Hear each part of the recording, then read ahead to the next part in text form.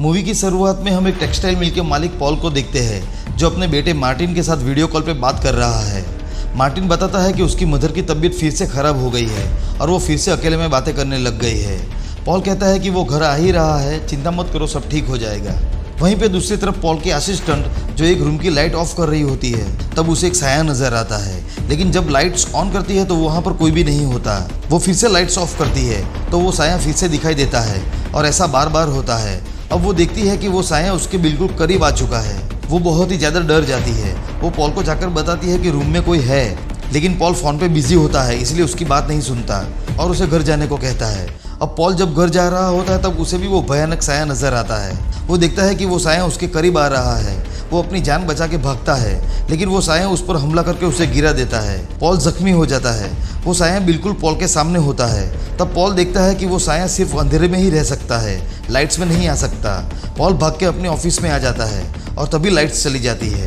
कोई ऑफिस का दरवाज़ा खोलने की कोशिश करता है, पर जब दरवाज़ा खुलता है तब वहाँ पर कोई भी नहीं होता। उसी वक्त पॉल को कोई पीछे से खींच ले जाता है और उसे मारकर नीचे फेंक देता है। अब काफ़ी समय गुजरने के बाद हम मार्टिन को देखते हैं जो सोने जा रहा है, पर उसे कुछ आवाज़ आती है। वो चेक करने जाता है, तब वो देखता है कि उसकी मदर अंधेरे में अकेले में ही किसी से बातें कर रही है। मार्टिन की मदर जब मार्टिन को देखती है तो कहती है कि हमने तुम्हें डरा दिया, जबकि वहाँ पर उन दोनों के सिवा कोई नहीं था।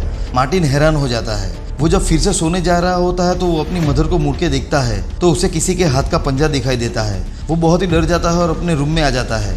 उसके रूम का दरवाज़ा कोई खोलने की कोशिश करता है, जिसकी वजह से वो पूरी रात सो नहीं पाता। दूसरे दिन मार्टिन स्कूल में ही सो जाता है, इसलिए स्कूल वाले मार्टिन की सौतेली बहन रेबिका को बुलाते हैं।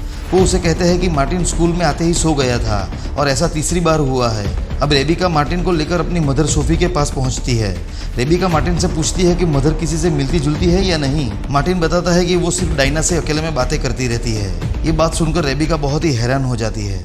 फिर रेबिका और उसकी मदर के बीच थोड़ी बहस होती है, क्योंकि रेबिका मार्टिन को कुछ दिनों के लिए अपने घर ले जाने की बात कहती है। सोफी रोने लगती है और दोनों को रोकने की कोशिश करती है, लेकिन रेबिका नहीं मानती। अब रात को रेबिका अचानक नींद से जाग जाती है और वो देखती है कि मार्टिन बेड पे नहीं है। तभी उसे दरवाजे के पास स्क्रैच करने की आवाज़ें आती है। उसे लगता है कि मार्टिन ये सब कर रहा है। तभी वो भयानक साया उसे नजर आता है। रेबिका भागकर लाइट ऑन कर देती है।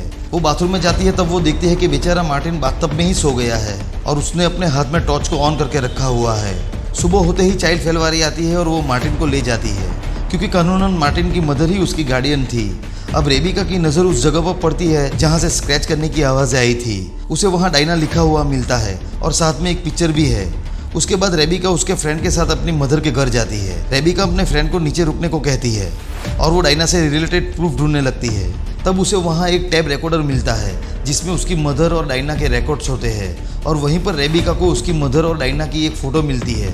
उसे ये भी पता चलता है कि जब उसकी माँ छोटी थी तब वो एक मेंटल हॉस्पिटल में एडमिट थी, तभी उसे डायना मिली थी और तब डायना को एक अजीब सी स्किन डिजीज़ थी। वो सूरज की लाइट में नहीं आ सकती थी। जैसे ही वो सूरज की रोशनी में आती उसकी स्किन जलने लगती थी, और उसी हॉस्पिटल में रेबिका की मदर और डायना की फ्रेंडशिप हो जाती है। और वहाँ के लोगों का ये भी मानना था कि डायना एक शैतान है और वो कमज़ोर लोगों पर हावी हो जाती है। यहाँ तक कि उसने अपने फादर को काबू में करके उसे सुसाइड करने के लिए मजबूर कर दिया था, और हॉस्पिटल में एक्सपेरिमेंट के दौरान तेज लाइट की वजह से डायना की मौत हो गई।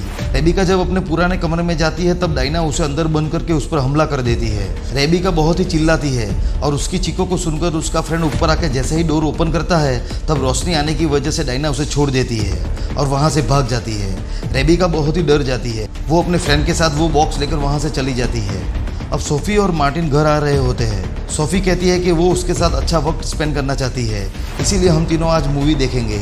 ये सुनकर मार्टिन बहुत डर जाता है और वो अपनी मॉम को कहता है कि सिर्फ हम दोनों। जब वो मूवी देख रहे होते हैं तब सोफ़ी लाइट्स ऑफ कर देती है और वहाँ पर डायना आ जाती है, जिससे मार्टिन बुरी तरह से डर जाता है। पर सोफ़ी कहती है कि वो मेरी दोस्त है, वो हमारे साथ रहेगी। तभी मार्टिन डायना को देखता है और बहुत ही ज़्यादा डर जाता है। वो लाइट्स ऑन कर देता है और वहाँ से भाग जाता है। इसी दौरान डायना गुस्से की वजह से सोफ़ी को भी मारती है। अब मार्टिन रेबिका के घर आता है। तब रेबिका भी सोफ़ी और डायना की कहानी मार्टिन को बताती है और बताती है कि हमें हमारी मॉम को उस शैतान डायना से बचाना होगा और मदर को मेडिसिन देनी होगी, क्योंकि जब वो मेडिसिन नहीं लेती तब वो बहुत ही मेंटली वीक हो जाती है, जिसकी वजह से वो डायना उस पर आसानी से हावी हो जाती है। मार्टिन कहता है कि डायना कभी ऐसा होने नहीं देगी।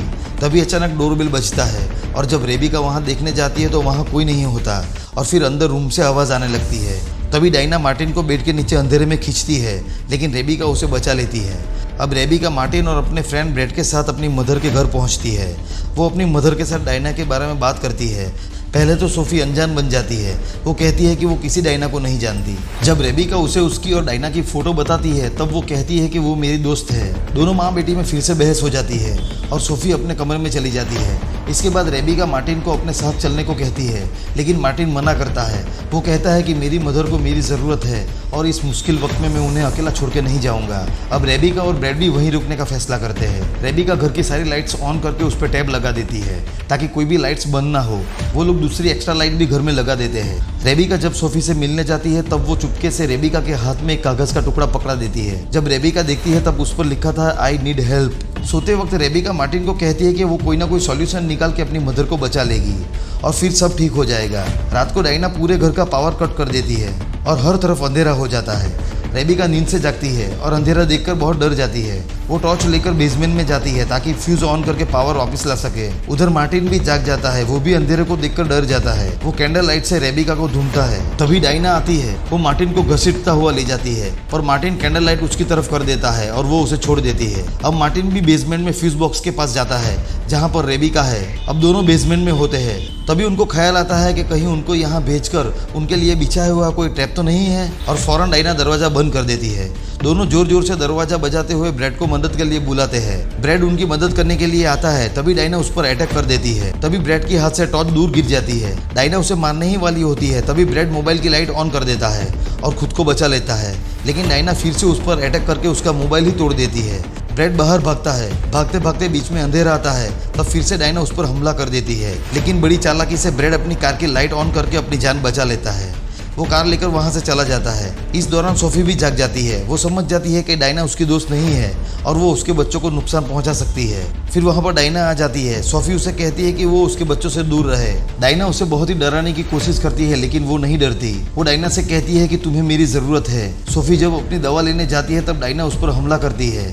उसकी वजह से वो बेहोश हो जाती है। डायना अच्छी तरह से जानती है कि अगर सोफी ने दवाई ली तो फिर वो उस पर हावी नहीं हो पाएगी। फिर रेबिका और मार्टिन आग जलाकर रोशनी करते हैं। मार्टिन को सामान में से यूवी लाइट मिलती है। रेबिका यूवी लाइट लेकर और अंदर जाती है। वहां जाकर उसे पता चलता है कि डायना यही रहती है, क्योंकि वहां हर वक्त अंधेरा ही रहता था। वहां पर डायना ने मैसेज भी लिखा हुआ था कि अगर वो डायना और सोफी के बीच में आई तो वो उसे मार डालेगी। तभी अचानक फिर से डायना वहां पर आती है और रेबिका पर हमला कर देती है। यूवी लाइट इतनी स्ट्रांग नहीं होती जिससे डायना डर जाए। रेबिका वहां से भागती है। डायना उसका हाथ पकड़ लेती है। तभी एकदम से वहां लाइट पड़ती है जिससे डायना की स्किन जलने लगती है।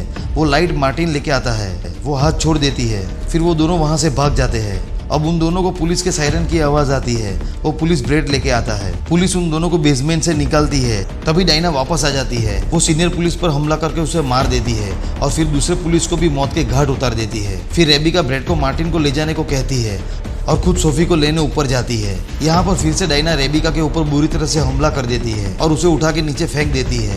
वो उसे मारने ही वाली होती है तभी सोफी आ जाती है और वो उसे कहती है कि मैंने तुमसे कहा था कि मेरे बच्चों से दूर रहना। वो डायना पर शूट करती है। डायना कहती है कि इससे मुझे कुछ नहीं होने वाला। तभी सोफी खुद को शूट कर देती है, क्योंकि डायना वहाँ सोफी की वजह से ही थी और जैसे ही सोफी मरती है डायना भी खत्म हो जाती है। सोफी ने अपने बच्चों की जान बचाने के लिए खुद को कुर्बान कर दिया। अंत में रेबिका, ब्रेड और मार्टिन हमेशा साथ रहने का वादा करते हैं। मूवी का यहाँ अंत होता है। दोस्तों, अगर आपको ये वीडियो पसंद आया हो तो वीडियो को लाइक और चैनल को सब्सक्राइब जरूर कर देना। मैं मिलूंगा नई कहानी के साथ। तब तक के लिए take care, goodbye and thank you.